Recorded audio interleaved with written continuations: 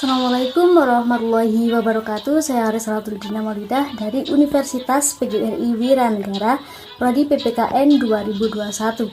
Di sini saya akan memberikan tanggapan dari video berikut ini. Asyani 63 tahun terdakwa pencuri kayu perhutani di Pengadilan Negeri Situbondo, Jawa Timur diwarnai ketegangan. Mendengar putusan hakim, Nenek Asyani langsung berteriak mencaci maki majelis hakim karena tidak terima dianggap pencuri kayu jati. Bertindak adil. Pada orang ya, mundur dulu agak jauh.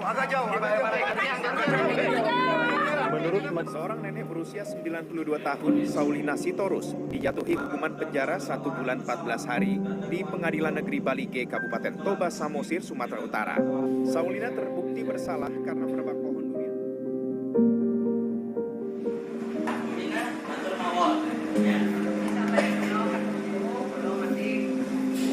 Dahulu ada koran juga memuat di meja hijau kan, ambil 3 biji kakao senilai 2.100. Ini Bu jaksa penuntut dengan tetap pada permohonannya, pembelaannya. Ya. Tanggapan saya dari video tersebut ialah penyelenggaraan suatu perkara tindak pidana melalui keadilan restoratif adalah penyelesaian perkara yang mengedepankan serta menekankan pemulihan kembali pada keadaan semula, keseimbangan, perlindungan dan kepentingan korban serta pelaku dalam sebuah tindak pidana. Oleh karena itu, keadilan restoratif merupakan suatu kebutuhan hukum di masyarakat dan sebuah mekanisme yang dibangun dalam melaksanakan kewenangan penuntutan dan pembaharuan sistem peradilan pidana, dan diharapkan bagi seluruh jaksa harus terus bergerak dan berkarya sehingga terdapat rasa keadilan yang hidup di masyarakat. Harapan ke depan tidak ada lagi penegakan hukum yang justru mengusik rasa keadilan yang hidup di masyarakat. Di dalam penuntutan keadilan itu tidak ada di dalam KUHP dan tidak ada di dalam KUHP. Keadilan itu adalah ada di dalam kehidupan masyarakat yang berkembang. Di situ ada penuntutan harus berdasarkan pada hati nurani kalian. Bagaimana penegak hukum dalam mengatasi permasalahan dari video tadi?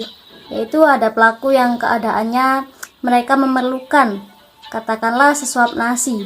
Ketika mereka melakukan kejahatan dan pencurian, korban sebenarnya pun orang yang tidak punya, orang tidak mampu, orang yang cari makan juga. Dan sementara kalau kita proses hukum, orang tersebut ditangkap, kemudian kita proses ke pengadilan, kita hukum dan masuk penjara. Tetapi, apakah selesai dengan di penjara? Yang satu di penjara, yang satu tetap kehilangan. Dan ketika mereka melaporkan ke polisi, sebenarnya yang mereka inginkan terhadap pelaku bukan mereka di penjara, tetapi yang mereka inginkan hanya bagaimana caranya barang saya kembali. Jadi ada pemulihan di situ. Kejaksaan adalah institusi satu-satunya yang bisa menentukan seseorang itu masuk ke ranah peradilan atau tidak, dan itu tidak dipunyai oleh institusi lain. Perbuatan melawan hukum kita perbaiki dengan menggunakan kesadaran, keinsafan sebagai landasan untuk memperbaiki dan memulihkan kehidupan masyarakat yang kembali kepada situasi yang ideal.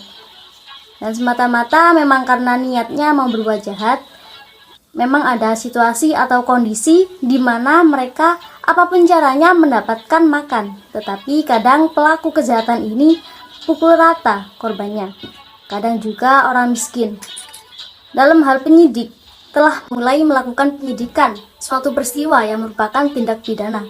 Penyidik memberitahukan hal itu kepada penuntut umum, pasal 109 ayat 1 KUHP Hukum Acara Pidana.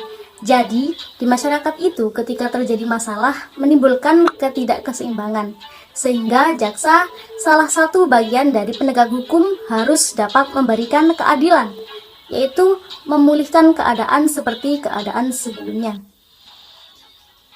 Pasal 139 KUHP, jaksa selalu memilih perkara dalam menentukan layak tidak suatu perkara itu dilimpahkan ke pengadilan. Ketika jaksa memilih penyelesaian perkara melalui penghentian penuntutan, melalui restoratif justice, itu dapat dibenarkan.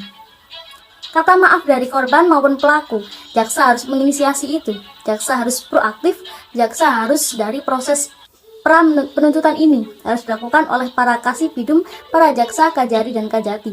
Karena ini ditunggu oleh rakyat supaya masyarakat terjaga ketatanannya. Tatanan kehidupan yang damai di masyarakat, tidak kehidupan konflik, itulah tugas jaksa. Mungkin hanya itu tanggapan dari saya, kurang lebihnya saya mohon maaf. Wassalamualaikum warahmatullahi wabarakatuh.